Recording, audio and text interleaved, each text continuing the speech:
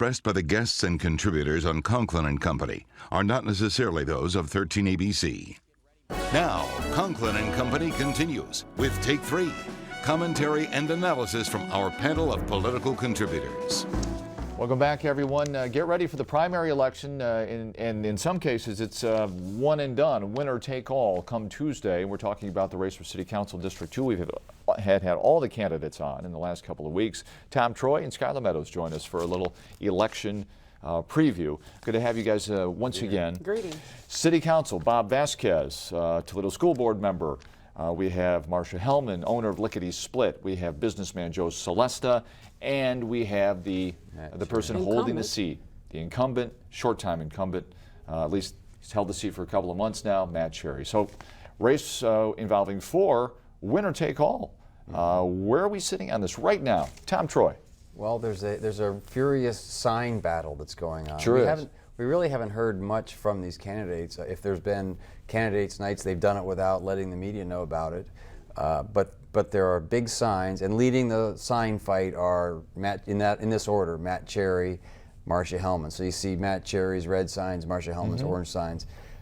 We're pretty much all we have to go on. Bob Vasquez, of course. I've seen Vasquez and Celesta signs as well. Some, but not as highly visible, which is surprising to me that Bob Vasquez didn't put more in, because he's been a candidate for, a citywide seat before and council before. So I was a little surprised, and the signs were a little smaller, just because we worship signs in Toledo. That's all. Yeah. You guys been counting? Well, Not quite. Sizing up the fonts? I happen to live in the 2nd district, so it's the only election for city council, and only people in the 2nd district, which is all of South Toledo. But it is winner take all. And it's going to have some consequences, because if Matt Cherry stays in, he's a Democrat, the endorsed Democrat. That will solidify the Democrats, which they have a bare hold on council. If Marcia Hellman gets in, she's an independent, kind of a Republican, but we're running as an independent.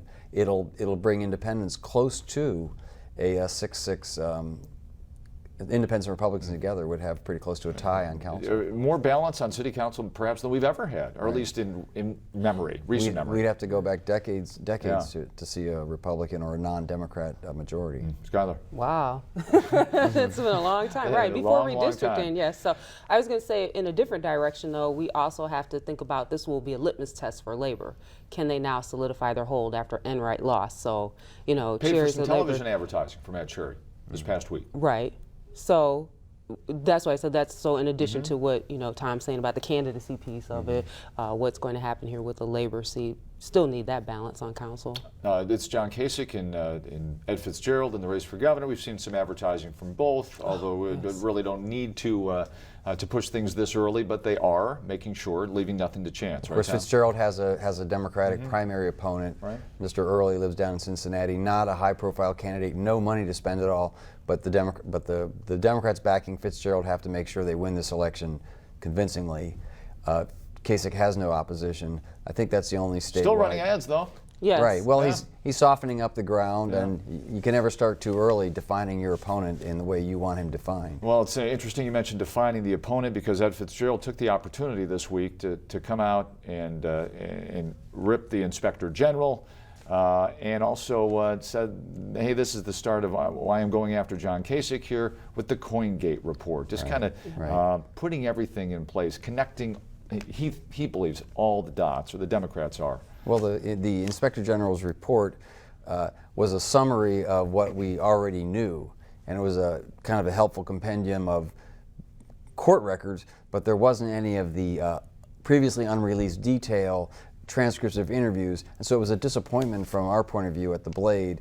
We were the ones who had filed the lawsuit to get the Inspector General to finish this report, which he was obligated by law to do. Once he did come out with it, it ended up having some problems, which we saw the aftermath of that over the next few days. And now, go ahead, Scott. I guess my thing is that, though, it really isn't that big of a defining moment in terms of defining your opponent or trying to, highlight something with the red pen, because from the people's point of view, people really don't even know what inspectors general do. Do you know what I'm saying? So I don't know that it's high profile enough, though it's a big scandal, and it's been a long time since the whole Noe scandal broke. That are people going to hold that against Kasich for keeping this guy in his employ? Well, I think it's the Fitzgerald camp just trying to take advantage of an opportunity. Right, it's a political opportunity. Right. But it's not a really good opportunity. Here's the quote. Low percentage shot. Here's the quote from Ed Fitzgerald in Jim Province's report. The botched CoinGate report is just the latest in a string of embarrassing actions by the Inspector General, and the governor should hold him responsible for his gross incompetence.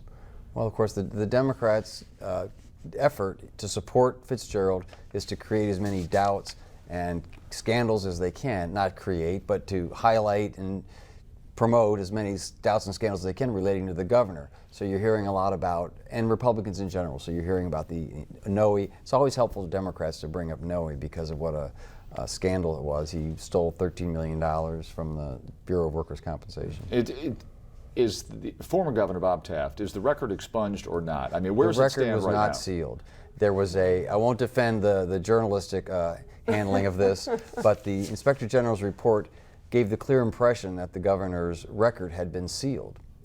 In fact, it was not sealed. Now, there were some convictions that were sealed or expunged, but the governor, former Governor Taft, right. He was convicted of a misdemeanor ethics violation, and he paid the fine and he apologized. When we first talked to him, he said, "I don't want to talk about that. That was a long time ago."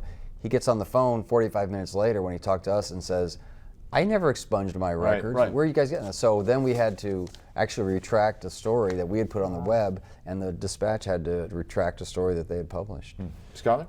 I was going to say, the whole point, though, of defining the candidacy, this is a scandal, and we're talking about this in the midst of it being news this week. But really, if the Dems want to define the opponent, the real scandal is with voting rights. So you've got, Nina Turner running for Secretary of State. You've got other people doing things. I think that would be the concentration. Not that this story is not important, because we are highlighting this, but I'm just saying, I think it's a low percentage shot if the Dems choose to concentrate on this beyond this week. Well, and lawsuit filed this week about voter hours. Right. Going after Secretary of State John Husted, the ACLU, saying, "Hey, you're not giving minorities opportunity." It's a potent issue for the Democratic Party. It shows the Republican Party apparently tweaking and rewriting Ohio election laws in order to dampen and tamp down demographics that vote Democratic. So African Americans. It's a disservice to all, though. I mean, I know we're talking about this in the context of minorities in the lawsuit, but it's a disservice to all. There are people that work. There are people that have other things to do. We need the polls open as long as they can stay open. That's our right. That's our privilege. So it's just insulting that the state thinks it shouldn't be that way. We're the people. Yeah, but the funny thing is, Ohio has 29 days of early voting, including voting on Saturdays. Many states have no early voting at all. But the days, that's cool, but what about the hours? And 8 to 5, Monday through Friday. We're done? We're done. You had the last word. Tom Troy, Skylar Meadows, thanks very much. Talk to you again. Have a great Sunday, everybody. We'll see you next week on Conklin.